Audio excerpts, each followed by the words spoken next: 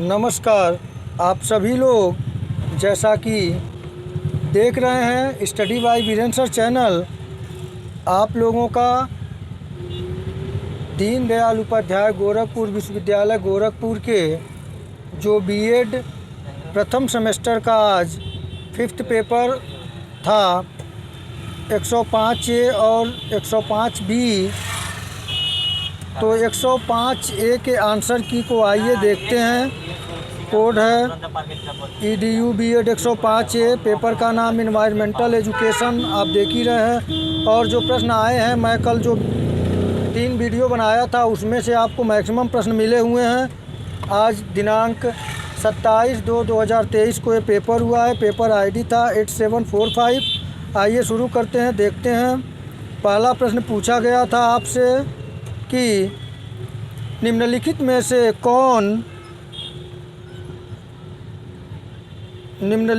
से कौन पारितंत्र का अजैविक घटक नहीं है। इस प्रश्न का सही उत्तर ऑप्शन सी पौधे। आइए अगले प्रश्न को देखें। प्रश्न संख्या दूसरा पूछा गया था आपसे कि 22 अप्रैल को कौन सा दिवस मनाया जाता है। तो आप सभी जानते हैं इस प्रश्न का सही उत्तर है ऑप्शन सी पृथ्वी दिवस।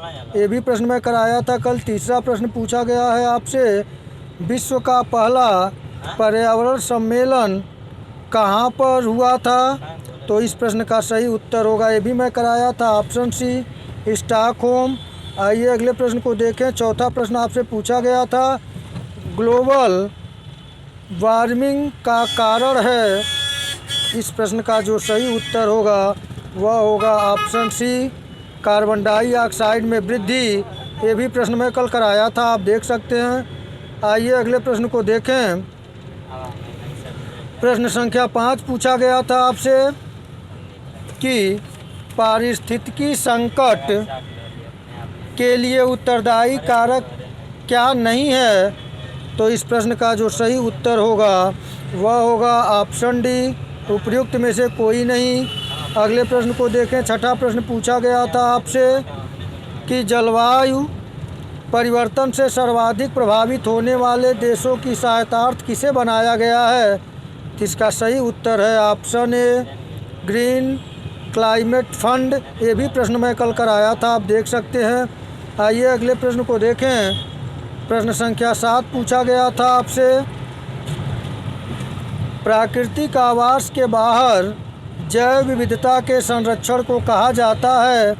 इस प्रश्न का सही उत्तर होगा ऑप्शन बी XC2। आइए अगले प्रश्न को देखें। प्रश्न संख्या 8 है, निम्नलिखित में से कौन द्वितीयक प्रदूषक है। इस प्रश्न का सही उत्तर जो होगा वह होगा ऑप्शन बी स्मॉग। आइए अगले प्रश्न को देखा जाए। प्रश्न संख्या 9 पूछा गया था निम्नलिखित में से कौन सी पर्यावरणीय समस्या नहीं है। इन 4 ऑप्शन से जो सही ऑप्शन होगा वह होगा आपका ऑप्शन ए भोजन का आनुवांशिक संशोधन। प्रश्न संख्या 10 पूछा गया था, निम्न में से कौन गैर बायोडिग्रेडेबल है। 4 ऑप्शन से सही ऑप्शन का आप चयन कर लिए होंगे। क्या किए हैं आप देखें, मिला लें। इस प्रश्न का सही उत्तर होगा ऑप्शन बी। अगले प्रश्न को देखें। प्रश्न संख्या 12 पूछा गया था, निम्नलिखित में से कौन सी ग्रीन हाउस गैस नहीं है जो प्राकृतिक रूप से वातावरण में पाई जाती है। इस प्रश्न का सही उत्तर होगा ऑप्शन डी ओजोन। प्रश्न संख्या 12 पूछा गया था, किस स्तर से ऊपर की ध्वनि को खतरनाक ध्वनि प्रदूषण माना जाता है। ये भी प्रश्न मैं कल कराया था। इस प्रश्न का सही उत्तर होगा ऑप्शन डी 80 dB। आइए अगले प्रश्न को देखें। प्रश्न संख्या 13 पूछा गया था कि जंगल की आग और ज्वालामुखी विस्फोट से हवा में सम्मिलित किए जाने वाले प्रमुख प्रदूषकों में से यह प्रदूषक है।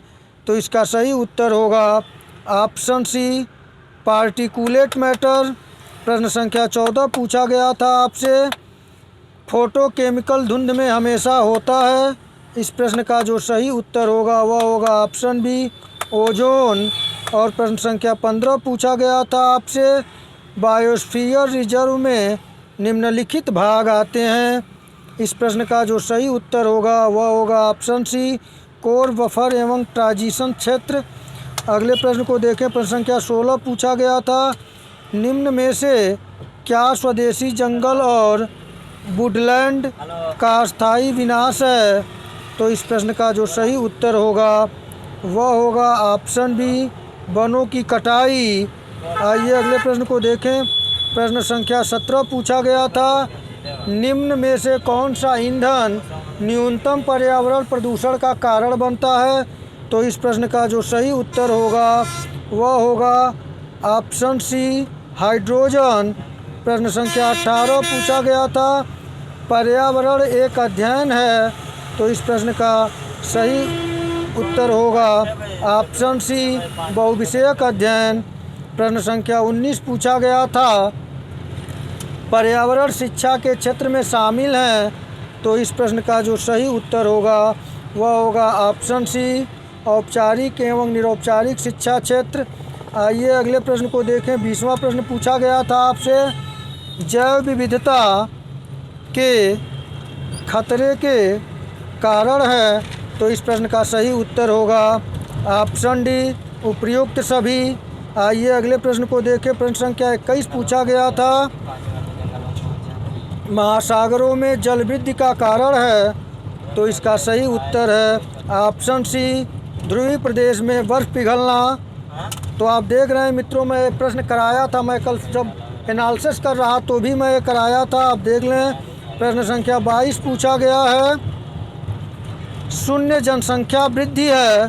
तो इस प्रश्न का जो सही उत्तर होगा वह होगा ऑप्शन डी। प्रश्न संख्या 23 पूछा गया था, अम्ल वर्षा एक प्रकार का मिश्रण है। तो इसका सही उत्तर होगा ऑप्शन ए, सल्फ्यूरिक एसिड एवं नाइट्रिक एसिड का। प्रश्न संख्या 24 पूछा गया था, क्योटो प्रोटोकॉल संबंधित है। तो इस प्रश्न का सही उत्तर होगा ऑप्शन सी, ग्लोबल वार्मिंग। आइए अगले प्रश्न को देखें। प्रश्न संख्या 25 पूछा गया था, ई कचरे में कौन सा विषैला यौगिक नहीं पाया जाता है? तो इस प्रश्न का सही उत्तर है ऑप्शन सी, नियान। प्रश्न संख्या 26 पूछा गया था, अपर्दन खाद्य श्रृंखला की शुरुआत होती है। सही उत्तर है ऑप्शन ए, मृत कार्बनिक पदार्थ से। और प्रश्न संख्या 27 पूछा गया था, इसका भी मैं जिक्र कल किया था, ग्रीन मफलर संबंधित है। सही उत्तर है ऑप्शन सी, ध्वनि प्रदूषण से। आइए प्रश्न संख्या 28 को देखें। पूछा गया था, मेधा पाटेकर किस आंदोलन से संबंधित है? तो इस प्रश्न का सही उत्तर होगा ऑप्शन डी, नर्मदा आंदोलन। प्रश्न संख्या 29 पूछा गया था, अम्लीय वर्षा का रूप है। तो इस प्रश्न का सही उत्तर होगा ऑप्शन सी, ए तथा बी दोनों। और प्रश्न संख्या 30 पूछा गया था, शैवाल प्रस्फुटन का परिणाम है। तो इस प्रश्न का जो सही उत्तर होगा वह है ऑप्शन डी। प्रश्न संख्या 31 को देखें, सूर्य की हानिकारक किरणों से पृथ्वी को कौन सा स्तर सुरक्षित रखता है? ये भी प्रश्न में कराया था। सही उत्तर होगा ऑप्शन डी, समतापमंडल। प्रश्न संख्या 32 पूछा गया था, वाद विवाद एक शैक्षिक सामूहिक प्रक्रिया है जिसमें अध्यापक एवं छात्र सहयोगपूर्ण ढंग से किसी समस्या या प्रकरण पर बातचीत करते हैं, ये कथन है।